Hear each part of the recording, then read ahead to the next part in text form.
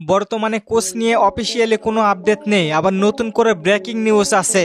ব্রাজিলের কোচ হতে আগ্রহী মাস্টারমাইন্ড বস ইকুয়েগেন ক্লুব, তবে সিবিএফ এই বিষয়ে এখনো কোনো মন্তব্য করেননি। আবার অপরদিকে আর্সেনালের সঙ্গে রিয়াল মাদ্রিদ হারে তাহলে বরখাস্ত হবেন কার্লো আনচেলত্তি। এখানে সিবিএফ সভাপতি সুযোগ খুঁজতেছে, কার্লো আনচেলত্তিকে বরখাস্ত করলে রোনালদো রদ্রিগেজ ব্রাজিলের কোচ করাতে চাইবেন। ব্রাজিলের ম্যাচ শুরুর আগে কোচ নিয়োগ করবে ব্রাজিল দল।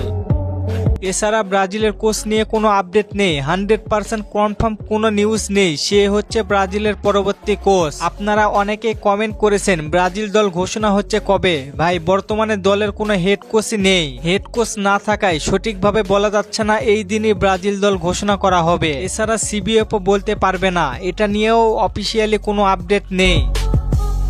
ব্রাজিল দল ঘোষণা করতে গেলে কোচ লাগবে, হয় সেটা অন্তর্বর্তীকালীন কোচ বা হতে পারে হেড কোচ। কোচ ছাড়া দল ঘোষণা একেবারেই অসম্ভব। গ্লোবোর মতে আগামী মাসের 18 তারিখের মধ্যে আগেই ফিফার কাছে ব্রাজিলের প্রাথমিক দলটা ঘোষণার স্কোয়াড জমা দিতে হবে। অর্থাৎ এর আগে আমরা দেখেছি যে ব্রাজিল 50 সদস্যর বা 52 সদস্যর প্রাথমিক স্কোয়াড ফিফার কাছে জমা দিত।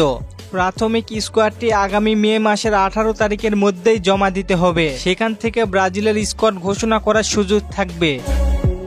এবং পরবর্তী 2 ম্যাচের জন্য কবে স্কোয়াড ঘোষণা করবে আমি জানিয়ে দিব ভিডিওর মাধ্যমে।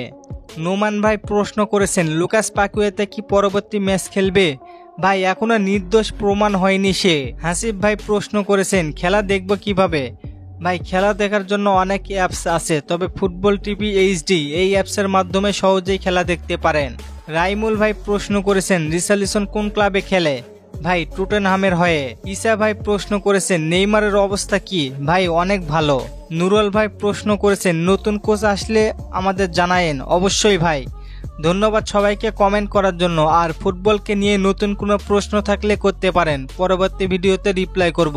ধন্যবাদ।